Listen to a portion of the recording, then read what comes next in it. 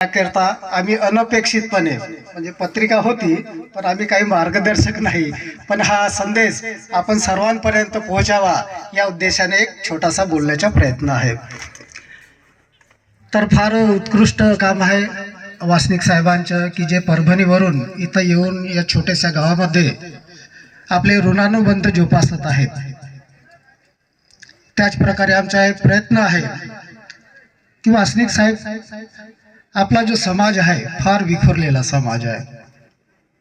या विखुरलेल्या समाजामध्ये आपलेच लोक अनेक जे काही पार्टी असेल पहिलेच आपलेच लोक पहिलेचे एकदम आपलेच लोक त्याच्यामध्ये तयार आपलं अस्तित्व आपण सोडत चाललो आहोत. आणि असे या समाजाला एकत्रित करण्याचा प्रयत्न एक तालुका बौद्ध समाज संघ या नात्याने आम्ही करण्याचा प्रयत्न करत आहोत. आणि यातूनच या तालुक्यामध्ये तुमच्या गावी जसा जो बुद्ध विहार आहे असे या तालुक्यामध्ये एकूण 74 बुद्ध विहार आहेत. आणि त्यातही ही संख्या वाढतच आहे. कुठं याचा नाही पटत म्हणून तिकडे त्यांचा विहार वेगळा, इकडेच्या बाबासाहेब वेगळा तर तिकडच्या बाबासाहेब वेगळा.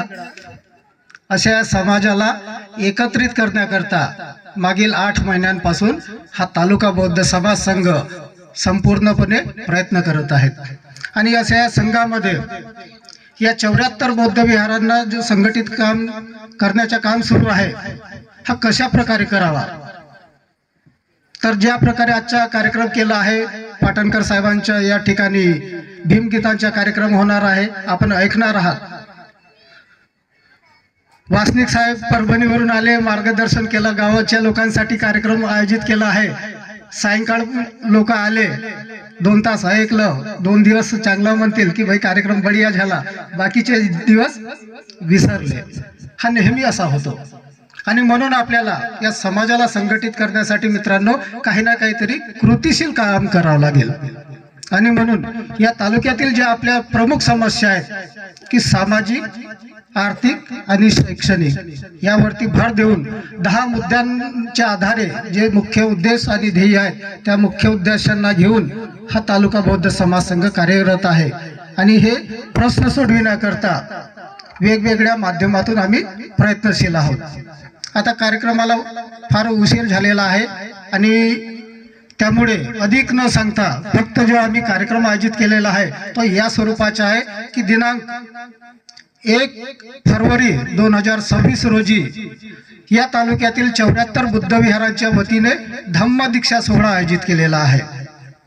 याची गरज याच्यासाठी आहे की डॉक्टर बाबासाहेब आंबेडकरांनी 1935 ला घोषणा केली होती की मी हिंदू म्हणून जन्मलो पण मी हिंदू धर्मात मरणार नाही.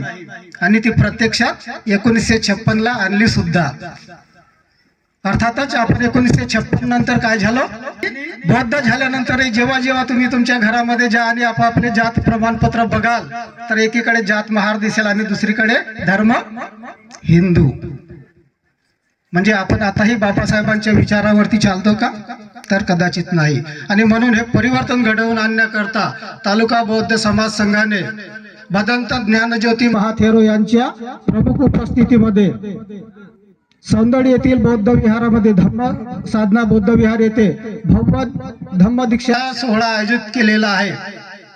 त्या धम्म दीक्षा सोहळ्यास या भागातील सर्व मान्यवरांनी उपस्थित राहावं. त्या दिवशी या तालुक्यातील सर्व विहारांच्या ज्या अनेक समस्या असतात त्याकरता त्या सोडविण्याकरता समाजाला संघटित करण्याकरता जो आम्ही एक विचार पेरलेला होता की या समाजाची स्वतःची बँक असावी, या समाजाची स्वतःची शाळा असावी आणि या समाजाची स्वतःचा दवाखाना असावा.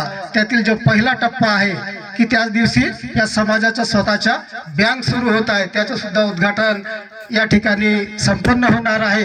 या कार्यक्रम पत्रिकेमध्ये सविस्तर माहिती दिलेली आहे. आणि उद्यापासून या भागामध्ये जे प्रचार सुरू होणार आहे आपण सर्वांपर्यंत तो संदेश मिळणारच आहे. आणि हाच संदेश देण्याकरता आम्ही या ठिकाणी आलो होतो. या माझ्यासोबत माझे सर्व मार्गदर्शक मंडळ आणि तालुका बौद्ध समाज संघाचे पदाधिकारी उपस्थित आहेत. त्यांच्या सुद्धा आभार व्यक्त करतो आणि सन्मान्य वासनिक साहेबांनी आम्हाला या ठिकाणी बोलवलं, बोलण्याची संधी दिली, त्याबद्दल आपण सर्वांचे सामाजिक ऋणानुबंध व्यक्त करून या ठिकाणी थांबतो. धन्यवाद. जय भीम.